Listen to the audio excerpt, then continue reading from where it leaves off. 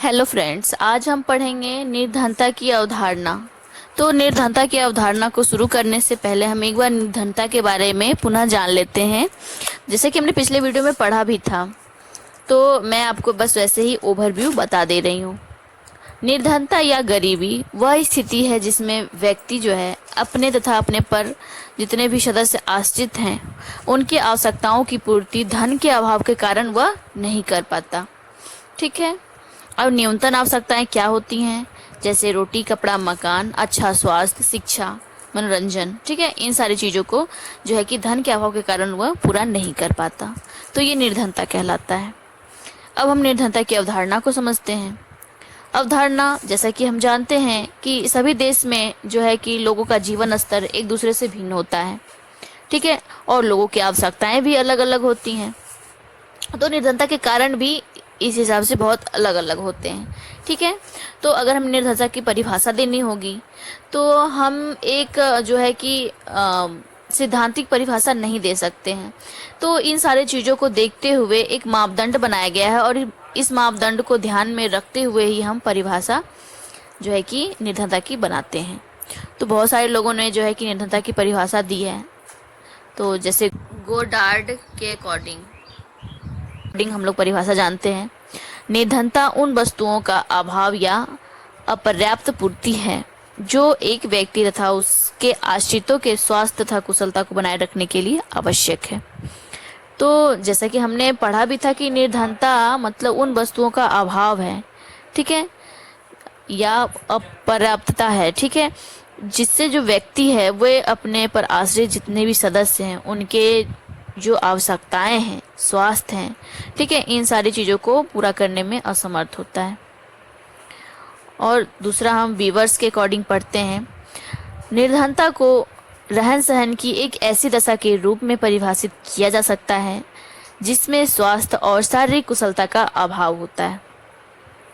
ठीक है, तो इसमें भी हम इसको समझते हैं कि जो निर्धनता है वो रहन सहन की एक ऐसी दशा होती है जिसमें जो है कि व्यक्ति अपने पर आश्रितों की जो है कि शारीरिक कुशलता और उसकी जो भी आवश्यकताएं हैं उसको पूरा करने में जो है कि असमर्थ होता है। ठीक है, तो इन सारी परिभाषाओं से स्पष्ट होता है कि जो निर्धनता है वह एक जैसी नहीं है। ठीक है, निर्धनता जो है एक सापेक्ष अवधारणा है, इसका कोई जो है कि मापदंड नहीं बना है, और व्यक्तियों को जो है न्यूनतम जो जीवन स्तर है उनकी सुविधाओं को न दे पाना, ठीक है, ये निर्धनता कहलाती है। न्यूनतम जीवन स्तर विभिन्न स्थानों पर जो है कि अलग अलग होने के कारण जो है निर्धनता की साधारण मापदंड निर्धारित नहीं किया जा सकता। अगर एक जैसी स्थिति रहेगी हर जगह तो हम एक मापदंड बना सकते हैं, लेकिन इसमें अलग अलग स्थितियां हैं, तो इसकी वजह से जो है कि हम एक मापदंड निर्धारित नहीं कर सकते हैं। उदाहरण के लिए ही हम देख लें कि अगर भारत में अगर कोई व्यक्ति 3,000 4,000 रुपये मासिक प्राप्त करता है या कमाता है, तो जो है कि उसका परिवार जो है वह समान रूप से निर्धन नहीं कहा जा सकता। ठीक है, लेकिन अगर यही व्यक्ति अमेरिका में है और इतने ही पैसे को कमा रहा है, 2,000 3,000 या 4,000 रुपये वो प्रति माह जो है कि कमा रहा है, तो इतने पैसे कमा के वो इंडिया में तो किसी तरह जी लेगा, लेकिन ये अमेरिका के लिए वो ऐसा नहीं कर सकता। तो वो अमेरिका में रहते हुए इतना कम पैसे कमाना, तो जो वो व्यक्ति हैं वो निर्धन ही कहलाएगा वहाँ पे। ठीक है, और निर्धनता जो है कि परिवार के कितने सदस्य हैं इस पर भी निर्भर करता है। ठीक है, कि परिवार की स्थिति कैसी है और परिवार में कितने सदस्य उपलब्ध हैं। ठीक है, उनमें सदस्य की संख्या, अगर मान लीजिए परिवार में सदस्यों की जो संख्या है वह कम है, तो कम होने पर अगर व्यक्ति जो है कि उसकी आय अगर कम भी है तो वो मैनेज कर लेगा, लेकिन अगर सदस्यों की संख्या ज़्यादा है और उसकी इनकम 3,000 4,000 रुपये है प्रति माह, तो वो ऐसा सर्वाइव नहीं कर सकता। ठीक है, तो हम यही कह सकते हैं कि अगर परिवार में सदस्यों की जो संख्या है वे कम होने पर कम आय वाला व्यक्ति भी है जो है कि अनिवार्य आवश्यकताओं को पूरा कर सकता है। वो हाई फाई तो नहीं कर सकता, लेकिन जो उसकी भोजन, कपड़ा और आवास की जो व्यवस्थाएं हैं वो किसी हद तक पूरा कर सकता है। लेकिन अगर अधिक सदस्य हो तो उसका भरण पोषण करने में जो है कि उसे बहुत ही कठिनाई का सामना करना पड़ेगा, और इससे क्या होगा, निर्धनता की स्थिति क्या उत्पन्न हो सकती है। ठीक है, तो निर्धनता का संबंध, और अगर हम ये भी बोलें कि निर्धनता का जो संबंध है वो बाजार भाव से भी है। बाजार भाव कहने का मतलब कि एक स्थान पे अगर कोई हम वस्तु खरीदने जाते हैं तो उसकी कीमत कम होती है। ठीक है, जिससे कि अगर कोई व्यक्ति कम आय भी अर्जित कर रहा है तो भी अपने वो जीविका को चला सकता है। ठीक है, लेकिन अगर हम दूसरे स्थान पर जाएं तो वहां पर देखते हैं कि महंगाई अधिक होती है, और अगर वहाँ का व्यक्ति जो है 3,000-4,000 रुपये प्रति माह कमाए तो वो उतने पैसे में वहाँ पे अपनी जीविका को जो है कि निर्वाह नहीं कर पाएगा। तो इस प्रकार जो निर्धनता की धारणा है, इसको समझने के लिए हम 5 कसौटियों को समझते हैं, और 5 कसौटियों को अपने ध्यान में रखना आवश्यक है। तो उसमें पहला क्या है, पहला है हमारा किसी समाज का सामान्य जीवन स्तर, कि हम किस समाज में रहते हैं, किस सोसाइटी में रहते हैं, वहाँ का जो जीवन स्तर है वो किस प्रकार का है। होता है ना कि कभी हम अगर शहर के इलाके में चले जाएं तो शहर में सभी लोग हाई फाई जीवन जीते हैं। ठीक है, अगर किसी के पास वो चीज़ें नहीं होती तो वो चाहता है कि किसी तरह हम कर्ज लेके, लोन लेके उन सारी आवश्यकताओं को पूरा करें।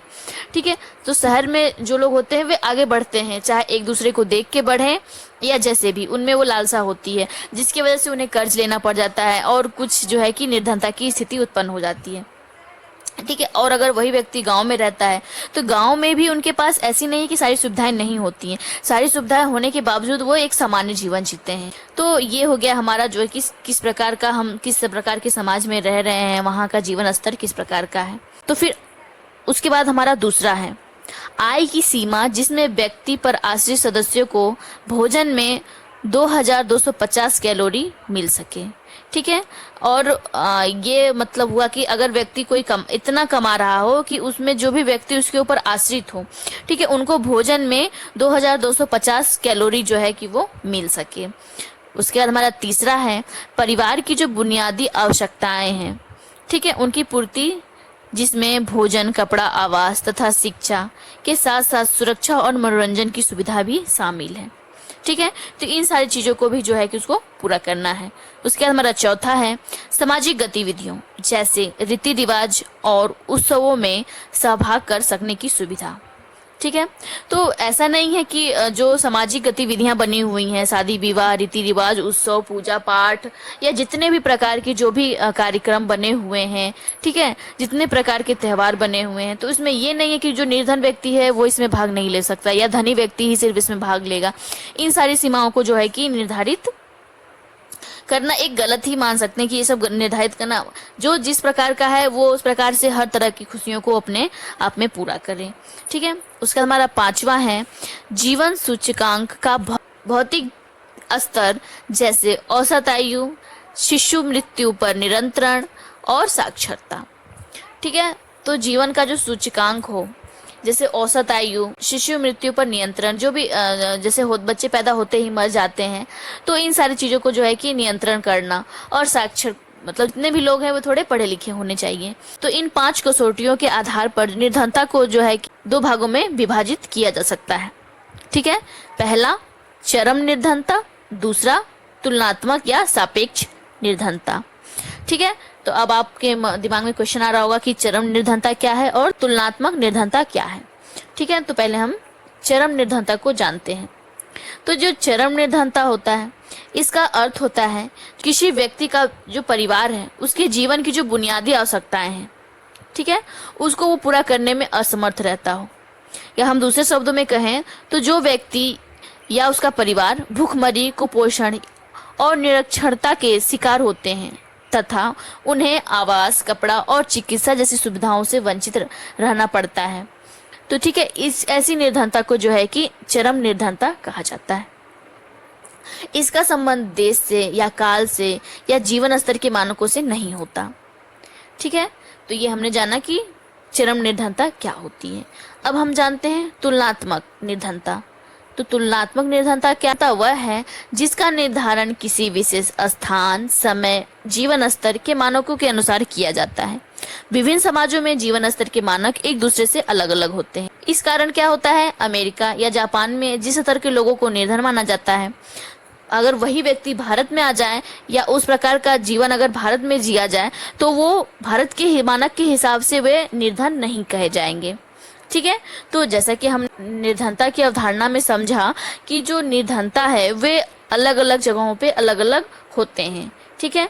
हम ये नहीं कह सकते हैं कि निर्धनता जैसे यहाँ पर है वैसे ही हर जगह होगी। हर जगह का जो मानक है वे अलग अलग हैं और सबकी जीवन शैलियाँ भी अलग अलग हैं। तो निर्धनता का जो निर्धारण किया गया है वो भी उसके समाज, उसकी जो है वातावरण और वहाँ के हिसाब से निर्धारित किया गया है। अब हम अगले वीडियो में पढ़ेंगे भारत में निर्धनता की समस्याएं।